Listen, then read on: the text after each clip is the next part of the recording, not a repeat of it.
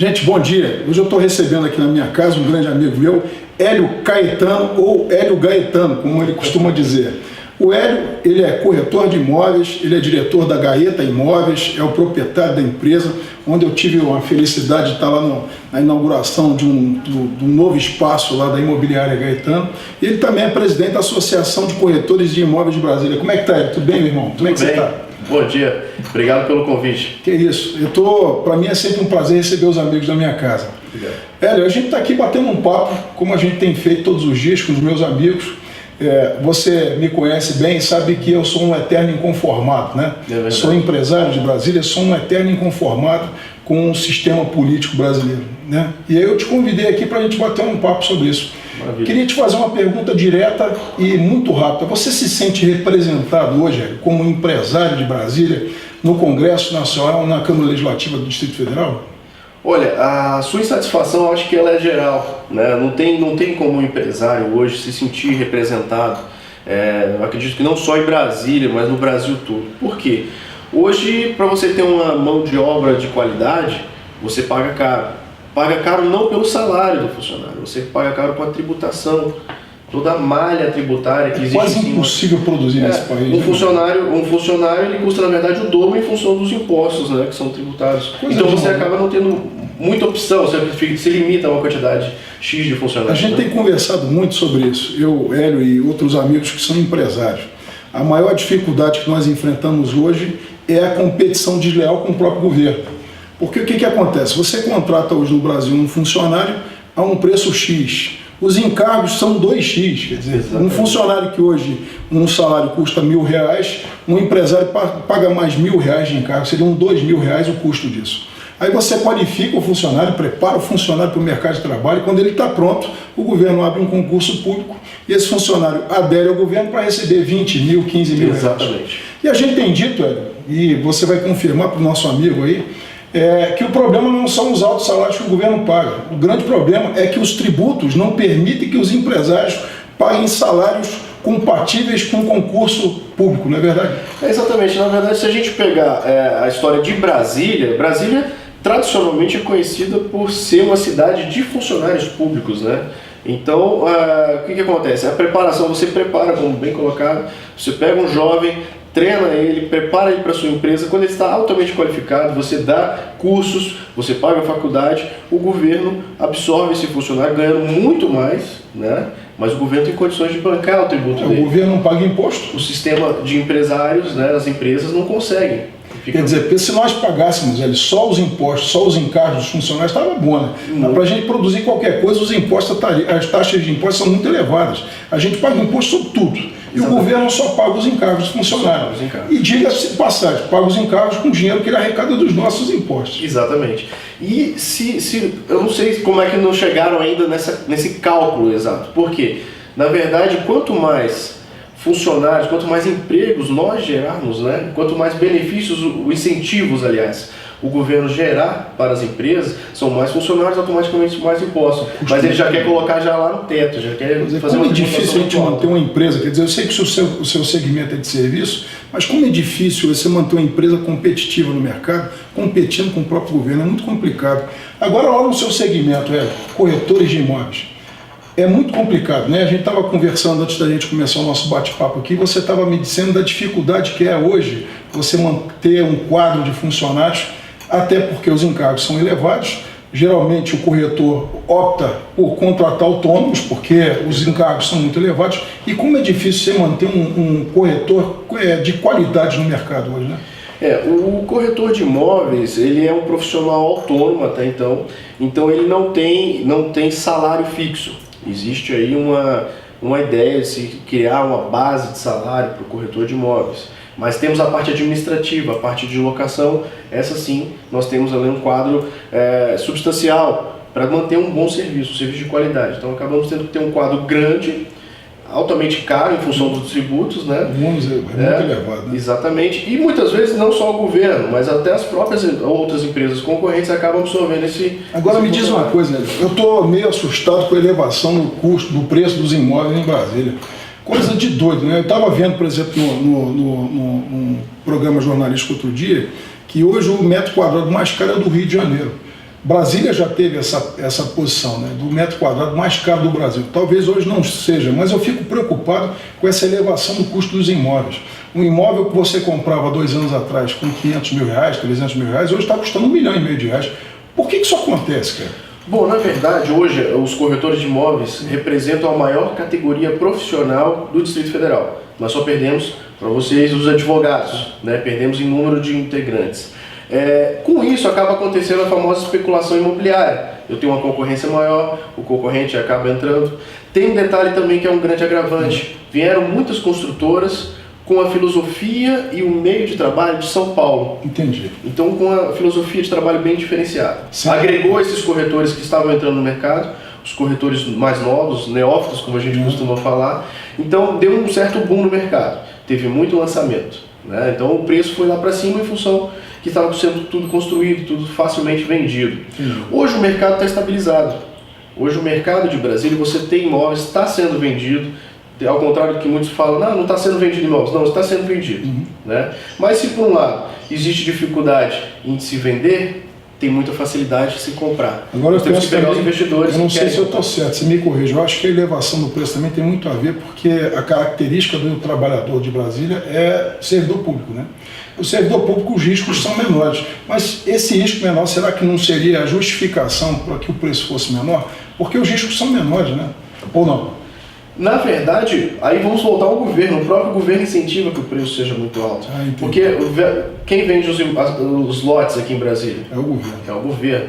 Então ele já tributa, vai fazer um lançamento, vai vender um lote para um lançamento para ele construir um prédio. Quem vai vender o lote é o próprio governo. Ele já coloca o preço lá em cima. Para ter um lucro, o empresário que vai construir vai ter que colocar o metro quadrado também mais alto. Quer dizer, eu continuo com aquela tese, viu, gente? Competir com o governo é desleal.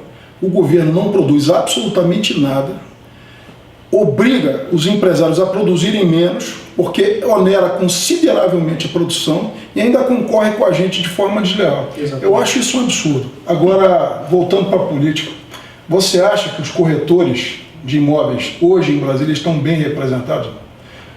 Os corretores estão muito bem representados. Hoje nós temos... Na política ou no conselho? Digo, na política. No conselho eu sei que está. No conselho eu tenho certeza. Eu sei que hoje os corretores estão bem representados no Conselho Regional de Corretores de Imóveis, na associação, sei que estão muito bem representados. Mas eu digo politicamente. Você acha que tem representantes que defendem a bandeira dos corretores de imóveis lá na Assembleia Legislativa, lá na Câmara Legislativa e na Câmara dos Deputados? Olha só, acho super interessante essa sua pergunta. Na verdade, o corretor de imóveis que se candidata para entrar na Câmara Legislativa, ele vem à nossa casa e pede nosso voto. Depois que ele está lá dentro, ele não é mais corretor, ele é deputado. Então as nossas demandas, que inclusive foram deles mesmos, já não existem mais. Existe um grande interesse político. Hoje nós não temos um representante, nós temos pelo contrário, uma carência muito grande e ter um representante na Câmara Legislativa, também como na Câmara Federal. Congresso Nacional. E o que quer o corretor de imóveis, Zé? O que ele quer? O que ele precisa de fato para se sentir representado no universo político nacional? Olha, a própria história do corretor vem mostrando a sua necessidade. Veja bem, o corretor antigamente, para ele se tornar corretor de imóveis, bastavam 2 testemunhas. Ele ia no Conselho Regional com 2 testemunhas e ele dizia que era corretor. Dizia que era corretor. Depois foi criado um curso e tinha uma prova de proficiência. Essa prova de proficiência, por não estar na lei, assim como na OAB, para os advogados, ela foi considerada inconstitucional e deixou de existir. Então hoje o que existe no mercado é justamente uma venda de diplomas, tá? São cursos que ele faz em uma semana, que deveria cumprir pelo menos 900 horas aulas e não é feito, né? E ele se torna um corretor de imóveis, sem o menor amparo. Um exemplo disso, hoje na nossa associação, nós criamos o primeiro curso de administração de carteira de locação. Que legal, que legal. Que atende tanto o que é qualificado hoje, como aquele que quer se qualificar. Né? Sim, com certeza. Porque eu tenho certeza que o corretor, esse que você falou, que muitos podem achar que é aventureiro, o que ele quer é qualificação, não é isso? Não tenho dúvida. No curso de formação dele, por exemplo, ele não estuda nada sobre aluguéis, sobre a lei do inquilinato. E por força de lei já está amparado a administrar imóveis para locação. Veja o risco que existe no risco para o consumidor e para o corretor. Para todos. Já pensou? Né? Aí começa aquele famoso Ctrl-C, Ctrl-V, me presta o seu contrato, deixa eu copiar, como é que você trabalha dessa forma? E aí o mercado vai entrando de uma forma que torna o corretor o que nós somos taxados aí como picareta, né? Deus me livre. Agora, Hélio, você é um cara jovem, muito jovem, filho de Brasília. Filho de Brasília. Pronto. O que você achou desses movimentos que tomaram as ruas de Brasília, aí do povo que foi para as ruas pedindo segurança, saúde, educação, contra essas propostas que são colocadas lá no Congresso Nacional da reforma política? Num primeiro momento, olha que interessante, num primeiro momento a gente fica empolgado, né? Poxa, será que vão ver as caras pintadas de novo? Vamos tirar um presidente, não que seja o caso, vamos tirar um governador, vamos tirar deputados? Esse é o primeiro sentimento. Uhum. O segundo sentimento é quando a gente vê o povo na rua. De certa forma, perdi reuniões, porque fiquei preso em manifestações de engarrafamento. Então, o segundo sentimento, exatamente, o segundo sentimento é insatisfação. Poxa, por que esses protestos não são lá na Câmara, não são em frente à casa do governador, por exemplo, né, nas suas residências oficiais, nos seus grandes palácios? Por que não acontece lá? Esse é o segundo sentimento. A gente fica insatisfeito porque a gente acaba perdendo o nosso agendamento. Mas depois a gente analisando bem, o que a gente precisa é isso. O que a gente precisa é movimentar o povo, mostrar a nossa cara também, ir lá para frente, fazer essa campanha, para a gente ter uma renovação. Você fala muito bem, eu não acredito em renovação política.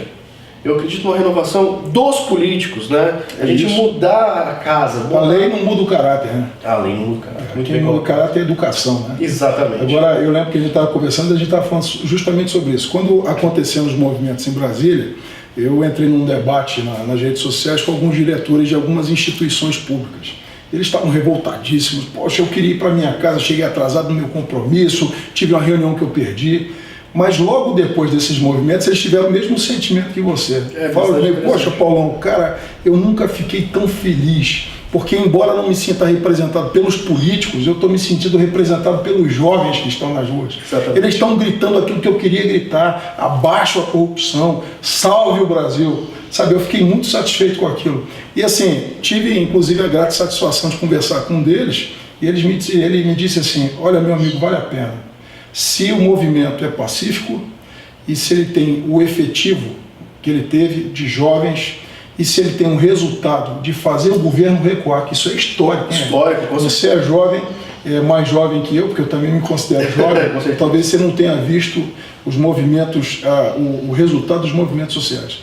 Mas principalmente o resultado fez o governo recuar. Ele realmente se sentiu representado pelo povo brasileiro. Eu dei graças a Deus porque o povo acordou. Nas redes sociais agora, estão correndo por aí, eu não sei se vocês viram, uma motivação de uma mobilização no dia 7 de setembro. Eu acho que o Brasil vai parar, galera. Eu acho que é justo e é necessário. Na verdade, por que aconteceram esses movimentos? Muito foi especulado, poxa, mas rouba-se tanto e o povo está fazendo todo esse alarde por causa de 20 centavos na passagem de ônibus. Não foi isso. Na verdade, esses 20 centavos foi o estupim para dar o start realmente nesse movimento. Há pouco tempo, antes de acontecer esses manifestos, era muito comum a gente ver os deputados, os aspones aí, aparecendo na televisão, criando leis, medidas, aumentando seus salários, duplicando seus salários, de uma maneira muito livre, ainda rindo da nossa cara. É verdade. Hoje está todo mundo muito quieto. Todo mundo assustado. Todo mundo assustado. Então, você vê que não aparece tanto. Eles estavam rindo da nossa cara e a coisa mudou.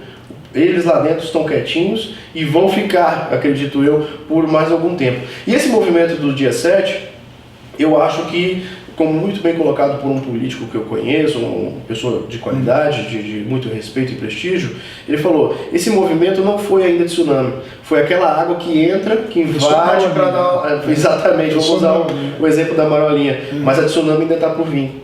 Né? E quando for pacífica e muito bem feita, eu acho que o tsunami, quem não acredita nisso pode registrar aí. O tsunami vai ser no dia 3 de outubro de 2014. Tomara. O povo vai demonstrar nas urnas a insatisfação e a resignação e vai substituir o que tem que ser substituído, que não é a lei, é o político sem caráter. Exatamente. Eu acredito que as nossas leis são boas, são pequenas adaptações ou melhorias que devem ser feitas, mas as leis são muito bem feitas e foram feitas para políticos honestos. É verdade. Infelizmente é o que não temos hoje. Bom, gente, isso é a prova que a gente precisava de que o jovem está engajado. O Hélio, um grande amigo, empreendedor, filho de Brasília, resolveu não ser servidor público, resolveu fazer a construção da nossa terra. Hélio, obrigado pela tua companhia, aí, pela tua visita. Vamos continuar com o nosso projeto de trazer pessoas aqui que querem realmente a mudança do nosso Brasil. Tenham todos um bom dia e que Deus abençoe a todos. Bom dia, obrigado.